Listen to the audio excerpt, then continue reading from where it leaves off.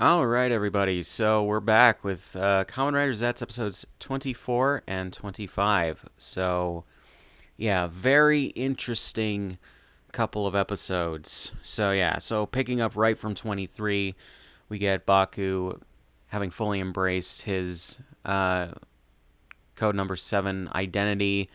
He is at his base or headquarters or whatever. Um, Basically, I think waiting for orders and whatever. Um, and he is talking to Minami, Fujimi, and Nazca, and basically just showing how kind of detached and emotionless he has become in regards to what they say. He basically says that um, I'm pretty sure he does say that because he said it in the previous episode that like it was a thing that was, or killing Otaka was actually a thing that he was, or he should have done and everything, and um, he basically has kind of embraced, unfortunately, the more toxic sides of code where um, numbers 5 and 6, or 5 and Kareha, even though that they died, they were agents and they knew what they were getting into, so they didn't really, or there's not really too much of a reason to mourn for them or something like that, or something for him. Basically, yeah, just showing how detached he's become from everything. Even when Fujimi and Nazca basically try to kind of tear into him for not caring anymore. On top of that, Fujimi says that he is unable to arrest the guy that killed Otaka, because really he can't. So yeah, then we get Minami basically not really knowing what's become of her brother, and he even says that he's not really her big brother anymore, um, and everything since he embraced the identity of code number 7. And she tries to, I think, slap some sense into him, but he catches her arm and everything because he's got the reflexes and everything now. Um, so yeah, so then he gets an order from 3 to uh, come to their base because, well, the lady is attacking it with her nightmares, with Nem following along. She didn't intend to bring her, but yeah, and it's basically revealed in this episode that the lady was an ex-code agent who got pregnant with Nem. I think she says that Nem was like conceived from nightmares, so basically kind of like an immaculate conception kind of thing. It's kind of weird, but Um, but I believe Code wanted to abort the pregnancy, and because they didn't know what would happen if what became them would have been born. Um, but yeah, and she basically, the lady reveals that she has been awake. She hasn't slept for 2 decades straight. Like I think it's, or is it 24 years? It's something around there. A little over 2 decades straight since she became pregnant with her, and we get a flashback where she she basically fends off and kills some code agents and everything, showing that. Which I will say, props to the makeup people. They made the actress look pretty much younger. I wouldn't be surprised if maybe there was some light CG work involved. It's either that or when she's playing the older version of the character, they put makeup on her to make her look a little older. But yeah, and they also, I'm assuming it's a wig they put on her to also make her look a bit younger, to have her hair grown out and everything. So yeah. Um, but because she is attacking Code headquarters, the Baku gets the order to help defend the headquarters and take out the nightmares and everything, and help them arrest the lady. But Baku, basically, he ignores those specific orders and he goes there to rescue Nem because he knows, because the lady is her mom. Or no, actually no, he doesn't find that out right away, but he believes he can, or no, he pretty much goes to take her down because I'm assuming it's, I, I have not watched this is probably why I need to watch the episodes back to back because I can't recall every single detail after a week. So I did watch this episode when it came out, on the day it came out, at least for the regular YouTube uploads. And I did not rewatch it before recording this. So yeah, I'll probably go back to the every 2 weeks watching format because yeah. But he goes there to, I assume, get answers from her or something, or to track down Nem. And yeah, basically, he's then, when he gets there, he starts smashing through the HQ while trying to take down one of the nightmares that is summoned. And he's branded basically a rogue agent, I believe, because he's not really following his orders. And yeah, so after he, I believe, defeats the nightmare that he's fighting, eventually he goes to where the lady is and he tells her, like he told Otaka or Nox, that he was gonna break her and everything. At the very least, that's how Shout Factory is choosing to translate what he says. I don't know exactly what he says, but yeah. So he almost gets to it, but then Nem comes out and tells him to, or gets him to stop and tells him that she's her mother and everything. He's then like hurt by the Capsum power, or not Capsum, Catastrom powers affecting his body and transforming him back to normal. The lady says that that's the problem with using that power. If you hesitate for even a second, it'll, I don't know if she says kill, but basically it'll hurt you. And yeah.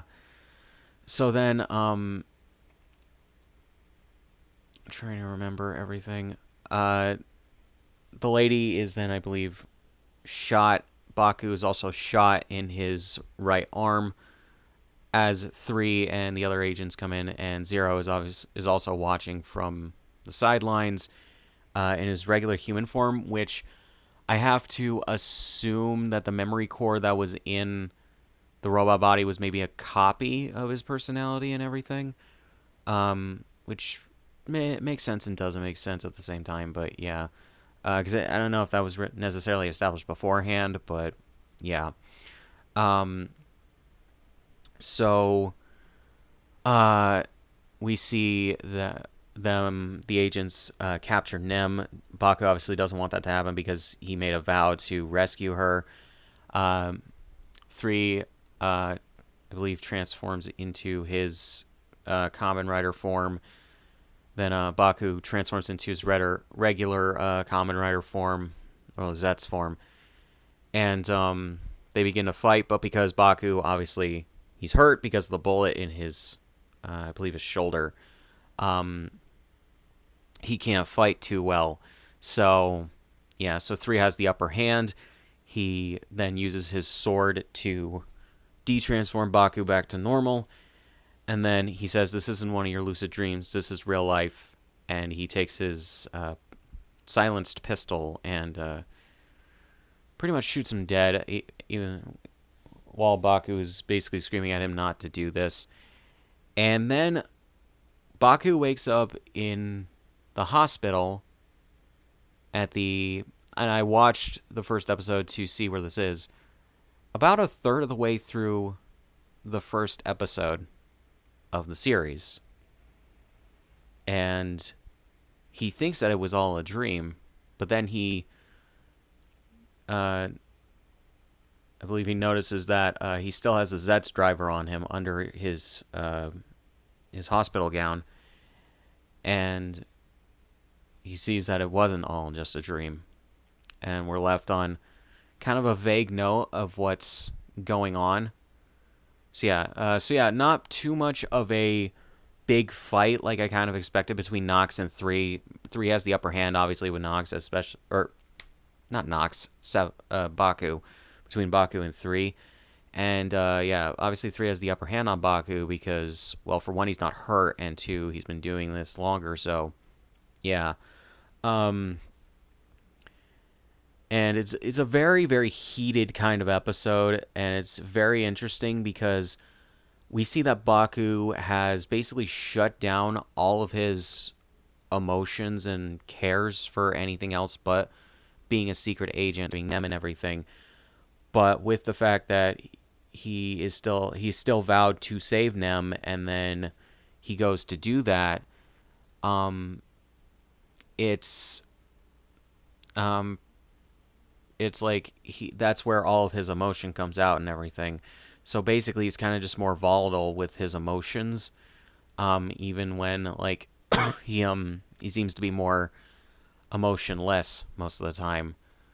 So yeah, just very very interesting in the way that that played out. And then Baku waking up from another dream, basically very Inception style kind of storytelling, um, is just honestly kind of a gut punch because it's just like we kind of got to this somewhat to this natural climax of the story, um, but they went in a very interesting direction. You could say it's maybe a bit of a cop out, but it's more of just an interesting way to take the story, especially when like we see in the next episode what I'm going to talk about. But yeah, so let's get to the next episode. So immediately we get, or we pick up from where the last episode left off, and we get a reprisal of this of the part where Baku wakes up and sees that he has the Zeztz driver still and everything. His sister doesn't obviously know what's going on because, well, shit hasn't happened yet. Um, so yeah, he even pulls back his blanket and sees that he still has the phone and the catastrom for his Zeztz driver and everything. Um, he gets a mission text on it. So yeah, he then gets all of his stuff, gets out of his hospital stuff, and runs back home and everything.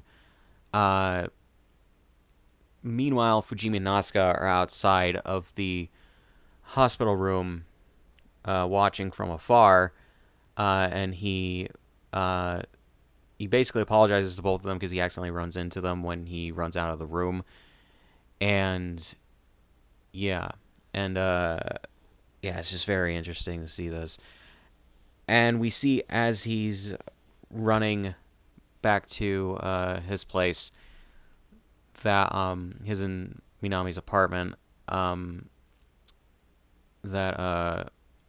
a kid and his mom, the kid points out the moon in the sky because it's turning to later in the day, and I think at least actually I think sometimes you can see the moon in the sky during the day.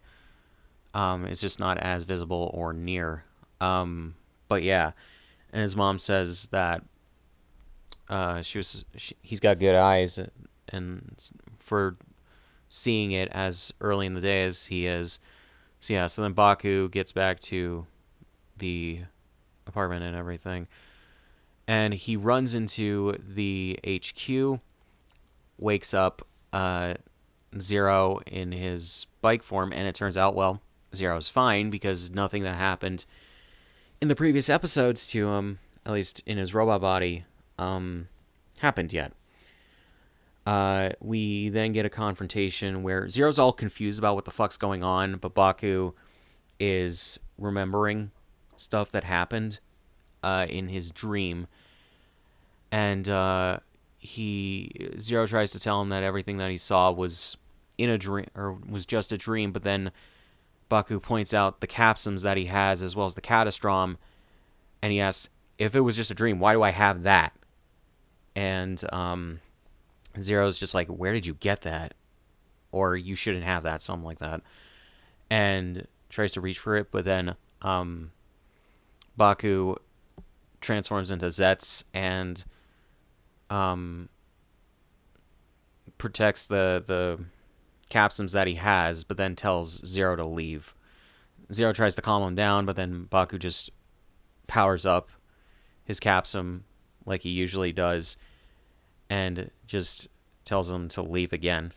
So then he's like, all right, I'll leave. And he just takes off through the doorway that's connected to the headquarters.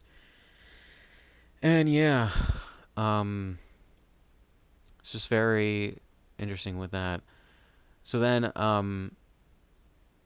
we get a scene with Baku in his room, and Minami comes in and I believe just asks him what's going on, but then sees the headquarters. She's just like, "What is that?" and everything. And Baku just basically says to her that he had a really bad dream, and she says that dreams aren't real, I believe. But then he remembers, oh right, and he got the mission of stop the bomber. He remembers it from weeks earlier.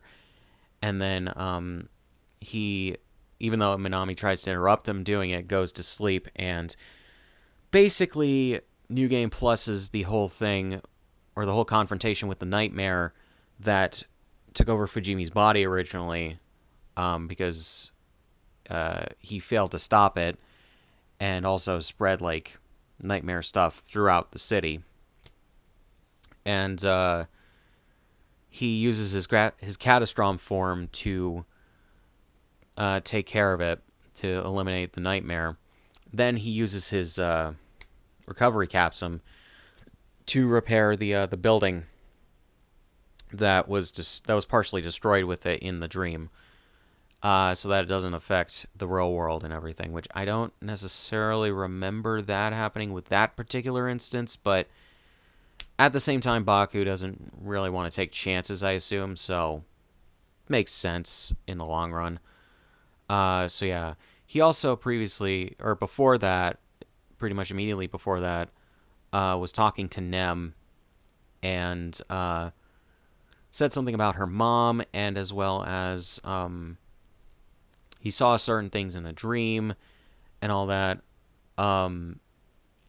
And because she's in her police getup, he takes the hand of hers that's connected to the handcuffs and handcuffs her to a pole to stop her from getting in the way and just keeping her safe and everything. Especially since, like, he says, you probably don't believe me. And yeah. So then he takes care of the nightmare. She says awesome. Well, she says sugoi, which can mean awesome. And also a couple other words, because Japanese words have like multiple meanings. It just depends on like how you use it in a sentence or a phrase or whatever. Very context heavy, the Japanese language is. And trust me, I have been studying Japanese for the last couple of years. So yeah. So then we get Nox as well looking on from the sidelines. And he wonders, or he's like, that power. Then he confronts Nem and is just like, what did he tell you? And she tells him the stuff about her mom and him seeing stuff in a dream and all that stuff. And Nox is just like, he thinks about it for a second. He's just like, I'm sorry. Then starts to walk away, but then Nem says, or asks, who are you? And he says, I'm just a wanderer in dreams, just like you, which is true. He's just forced himself into it, as opposed to, like, her being in a coma. But yeah. Well, he's in a voluntary coma. She's in an involuntary coma. So, yeah. So, yeah. So then, after that, we see Fujimi and Nasuka unfortunately getting let go from the Paranormal Affairs Division because that's been shut down because of the fact that Baku stopped the nightmare from getting into the real world and everything. The police department doesn't have any reason to keep paranormal affairs open because of the fact that they have no proof that black cases actually exist. So, yeah. So then, after Fujimi and Asuka have a bit of a back and forth, which I felt like the dialogue was a little too on the nose for them to have. It's a little cheesy with Asuka saying that we don't really have too much of a relationship. We haven't really worked together that long, so why would I try and stop you after Fujimi says something about her stopping him from, I think, just quitting. There's also a really cool moment where Fujimi says he put the police chief in an octopus lock. I don't know exactly what that is, but I assume it's a wrestling move. But yeah. Which, good riddance. But yeah, so Baku goes to try to talk to them, and he tells them that black cases exist. He says something about, why am I blanking on her name? Kureha, there we go, Kureha. He says something about Kureha. Then he remembers what Fujimi had said to him in the dream about him not being able to arrest him, even though he's the guy who killed Otaka. He apologizes for what happened with Otaka and then takes off. But because of what he said to Fujimi, he immediately gets Fujimi's attention and intrigue and everything. Meanwhile, Asuka is wondering about Kureha. She takes a second to get on her phone and call Kureha's phone. But unfortunately, the number's out of service. Or just not in use at that time. So, yeah, she can't talk to her.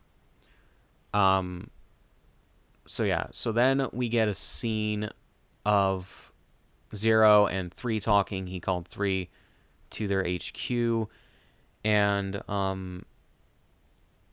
they say that 7's training is complete and everything, and he's like a full-fledged agent, but he says that he had a dream, or 0 tells 3 that he had a dream, or that Baku had a dream where Code killed him and everything, which 3 says that's impossible, but obviously 0 is not taking any chances. So they're going to engage Code Somnia and everything, to which I assume that just means killing Baku, because, Somnia, sleep, makes sense. So then we see code number 5 re-recruiting Kureha weeks before she would have been, and using a capsum to restore her memory by shocking her brain a bit. And it's kind of funny, his dialogue, when you think about it out of context, because he says, think of this as shock therapy, basically. So yeah, and she gets her memories back, and he also comments on how when he starts to try to punch her or whatever, her body instinctively reacts with the movements and everything to block his hits and to avoid and block his hits. So yeah, so he tells her that she's been re-recruited for a mission and everything, and yeah. So then we get Baku sitting in the dream world version of Tokyo. I'm pretty sure it's Tokyo at the very least. That's what it looks like to me. And trust me, I've been there twice. And what else? What else is it? He is just sitting there thinking about everything that happened and how everything's been undone and everything and what he can do now and everything. So then Nem comes in and talks to him about how she never really thought that she could wake up and everything. And she asks him if it's okay if she wishes that she could wake up in reality, because I think, yeah, I forgot about this. Nox also said to her, I believe, about her waking up in reality, and she never really thought about that, and everything. So yeah, so then we get Baku's dream world kind of starting to crumble as he's kind of starting to wake up, with Minami trying to like jolt him awake and everything. So yeah, because Fujimi wants to talk to her. So yeah, so then Baku uses his, I believe it's his phone, or maybe it's the camera. Either way, the like spy phone and everything, to project himself to them in his headquarters, even though he's asleep, to show him in his dream world and everything. And then he also introduces them to Nem, because obviously they know who Nem is, because she's still well, not an idol. I think she's more of a model and spokesperson and whatever for the advertisements that she's been sold out into, like her likeness has been sold out into. So, yeah. So obviously they know who she is, but they're surprised that she's in the dream world and everything. We then see Nazca come in and ask him about, because she's not really shocked about anything. And Minami is just like, how did you get in here? And Nazca's like, you didn't answer the door, so I came in through the window. And Minami's like, of course. And she starts to ask Baku about what he meant in regards to the stuff with Kureha. And he says, basically he's going to tell them everything. And but his next mission is to not make his bad dream come true. And we leave off there.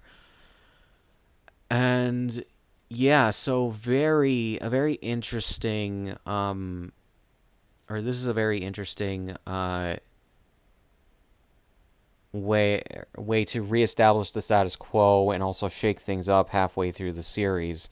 I honestly did not expect them to go this route. I really wasn't knowing where they were going to go. I knew that some things were bound to happen, but I just wasn't sure how they were going to do everything. And I really honestly love how this is developing. Because I think it is good that the series is having these messages of when something seems sketchy, don't just brush it off. Question it, see what you can find out about it and everything. Because if you don't, certain things may happen that you can't control and that you won't like. I do like that kind of thing. And I do also like that it's also saying question authority, or question like these like institutions or whatever. I do think that that is a very good message to send, at least right now in certain contexts, because of certain shit that's happening in the world at the moment. This series is really getting me through a lot of stuff that's happening in the real world. I'm not even gonna lie. And it's just very interesting to see this also from a Japanese perspective, because Japanese people mainly are like, they are kind of that culture of respect authority, respect institutions, and all that stuff, and everything. But obviously, you can't have that all the time. I understand that like probably other tokusatsu shows and maybe even Kamen Rider have had these kinds of things before, but I like seeing it in stuff like this, and it's very refreshing. So yeah. Especially since it seems like there's not a lot of U.S. entertainment that's doing this right now, at least in regards to TV shows and movies. But yeah, maybe there is, and I just have not seen a lot of it. But yeah, actually, there kind of is with like the Avatar movies, but that's basically it. But yeah, at the very least, not right now. Like I said, though, I could be wrong. But yeah, and I do like how they do reestablish kind of a status quo kind of thing, but also shake things up, because these aren't the versions of the characters that develop over the course of the first 24 episodes. These are the characters still from the first 3 episodes who are now developing in an alternate way, an alternate but similar way.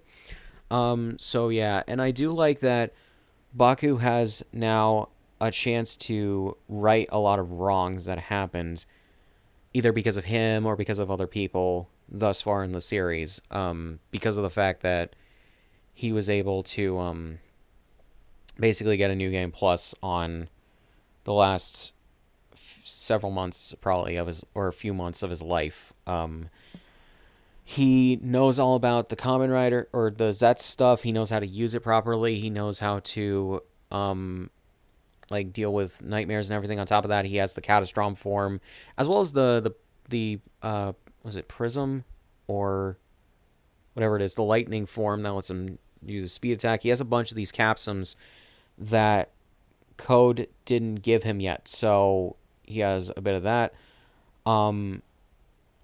He also has that one capsum that Zero gave him in the dream that is, I believe, a power up to his natural form, or the different forms are in that and whatever, which I don't think he's used more than once or twice, isn't it? Unless if that was the one that turned into the lightning capsule. I can't remember. But yeah, and he also knows how sketchy Code is, and he knows of certain members of Code, and he knows certain things that are in the works of happening.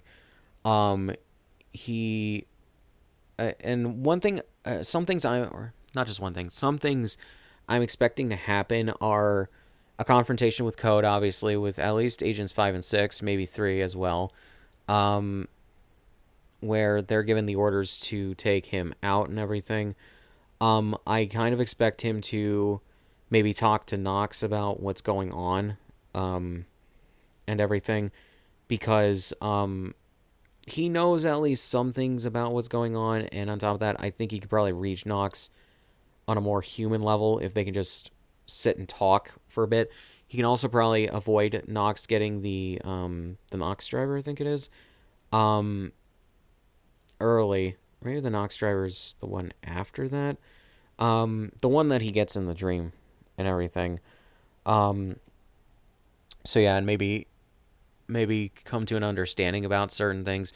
Maybe he can also convince Nox not to team up with the lady and everything.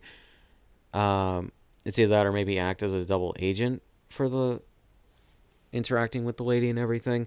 Because the lady honestly seems like she is the last bad guy in the series. So, yeah. And in regards to finding and saving Nem again, he obviously has a different way of going about that, because he and them can probably devise a plan and everything. They can probably also maybe avoid certain things with the nightmares, or he can just take them out pretty quickly because he now has a more powerful form than them, and he knows where they initially spawn and what he can do to take them out early and everything. It's just a thing where, like, he can do so many things, and it's going to be very interesting to see how they execute these different things. So, yeah, the only thing he doesn't have access to anymore is a bike, but even then, he didn't really ride it in the first place that much. It was only like a handful of episodes.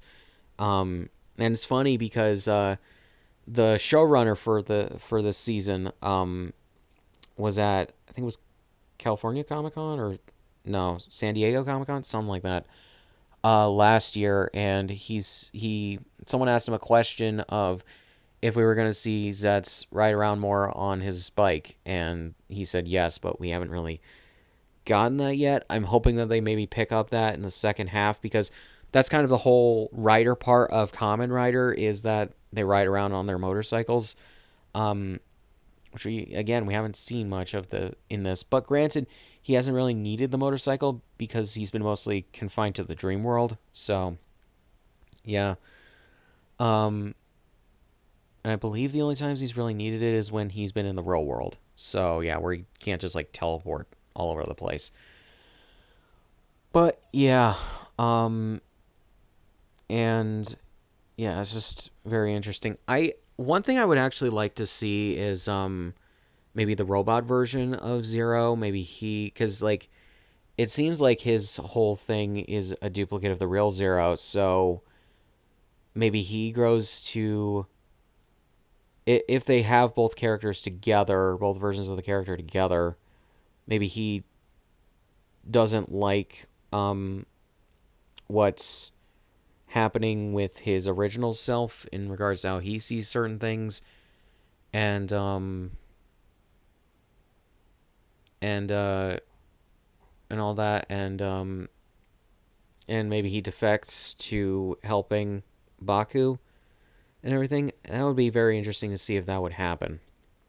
But yeah, honestly, I'm just really excited to see where this goes.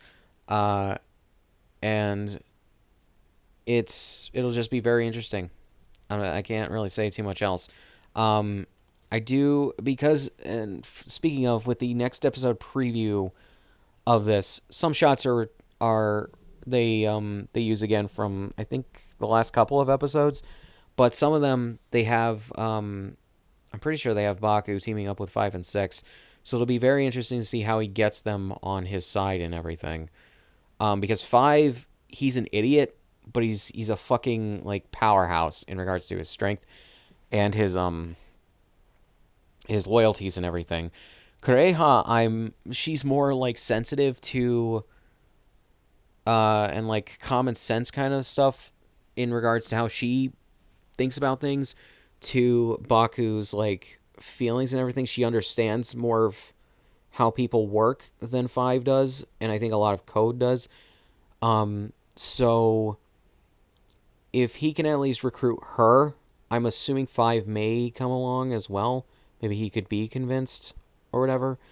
Maybe it'll drive a wedge between them. I don't know. Um, but it'll be very interesting to see what happens there. 3, I don't really think he can be convinced to defect, because the thing about him is you can tell he's been doing this a very long time, and you can tell that he's very loyal to Code, and he doesn't really want to defect from that. So it's very much a thing of I don't think they'll be able to recruit him. I more see him dying to something, maybe Nox taking him out or whatever. So yeah, and then Zero himself. It'll be interesting to see what they do with the real him, because, well, Zero hasn't been around in a while, and the real him has only been introduced. So yeah, so yeah, like I said, I'm just looking forward to seeing what goes on in the next batch of episodes. It's apparently 50 episodes. On top of that, we have a new theme song. It didn't play at the beginning of this episode, but it plays at the end. Similar to the first 3 episodes of the series, where the theme song didn't play at least at the beginning of the episodes, and there was no regular title sequence. From what I remember, because I previewed it the night before I'm recording this, it's pretty good. I like the first theme song as well. This is also something I wanted to talk about as well. The first theme song, the lyrics, if you actually pay attention to them and you watch the first 24 episodes to 25 episodes, I wonder if the showrunner gave the people who wrote the song, or wrote the lyrics, like some hints of the plot details and everything. Maybe just some like vague hints or whatever, and they just incorporated that into the lyrics, because the lyrics honestly just like go along really well with the plot of the first 24 episodes. So yeah, bit of a loss that we don't have that theme song again. I really did like that theme song, but the second one that we have is not bad. So yeah, I need to listen to it again, because I don't remember a ton of it, because I just haven't listened to it a lot. I've only listened to it like twice, maybe 3 times. So yeah. So we shall see what's going to happen in future episodes. I'm really looking forward to it. So yeah, guys. So yeah, not much else to say. So links to description, all my shit. Subscribe if you want, and I'll see you guys in the next one.